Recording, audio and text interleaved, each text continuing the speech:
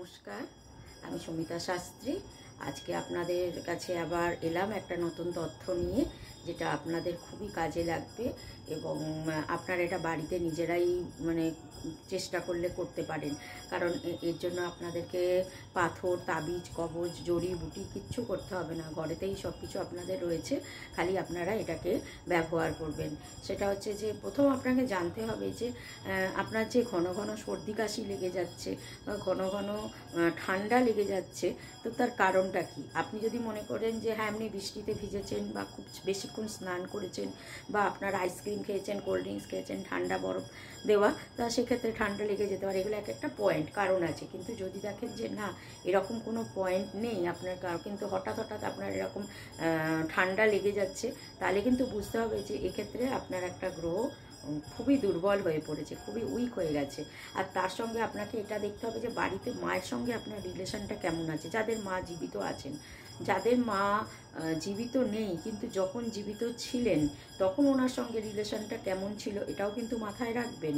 কারণ এটা নয় যে মা আজকে নেই বলেই যে তার সম্পর্কটা শেষ হয়ে গেছে, তা নয়। মা যখন চলে যান তার আগে অবধি মা কিন্তু আশীর্বাদ দিয়ে যান বা দুঃখ পেয়ে যান। মা তো আর অভিশাপ দিতে পারেন না, কিন্তু মা যত বেশি দুঃখ পাবে সেটা অভিশাপ রূপে বেরিয়ে আসে। মা দেন না, কিন্তু অভিশাপ ওপরওয়ালা দিয়ে দেন, তারও এই কাজটা করেন। তো সেক্ষেত্রে যদি দেখেন যে আপনাদের মায়ের সঙ্গে রিলেশনটা আগে ভালো ছিল, তার মানে আপনি আশীর্বাদ পেয়েছেন, আপনার মনই আপনাকে বলে দেবে যে না, আমি মায়ের আশীর্বাদ নিয়েছি, আমার কোনো কিছু ক্ষতি হবার কারণ নেই।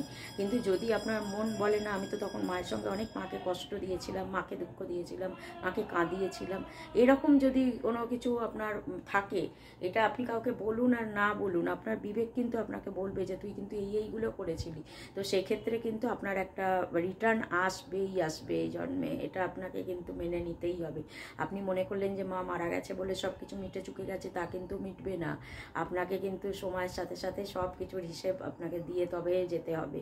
তো সেক্ষেত্রে যদি দেখেন যে মায়ের সঙ্গে এরকম কোনো রিলেশন ভালো ছিল, তাহলে ঠিক আছে। যদি দেখেন না, মায়ের সঙ্গে রিলেশন ভালো ছিল না, আর এবং আপনার বাড়িতে এই ঘন ঘন সর্দি কাশি, ঠান্ডা লেগে যাওয়া, নিউমোনিয়া হয়ে যাওয়া বা ব্রঙ্কাইটিস হয়ে যাওয়ার মতন হচ্ছে, ঘটনাগুলো ঘটছে, তাহলে কিন্তু আপনাকে ধরে নিতে হবে আপনার চন্দ্র অনেক দুর্বল আছে। এটা কিন্তু একদম অব্যর্থ। আর চন্দ্র দুর্বল, চন্দ্রের পাওয়ার বুঝতে পারছেন তো? চন্দ্রের পাওয়ারে জোয়ার ভাটা হয়, প্রাকৃতিক ঘটনাটাকে চন্দ্র পুরোপুরি চন্দ্রের ফোর্সে এই ঘটনাগুলো ঘটে। তা চন্দ্রের পাওয়ার কতটা বুঝতে পারছেন? তা সেই চন্দ্র যদি জোয়ার ভাটার কারণ হতে পারে, চন্দ্র একটা মানুষের জীবনে কতটা প্রভাব ফেলবে আপনারা বুঝতে পারছেন তো?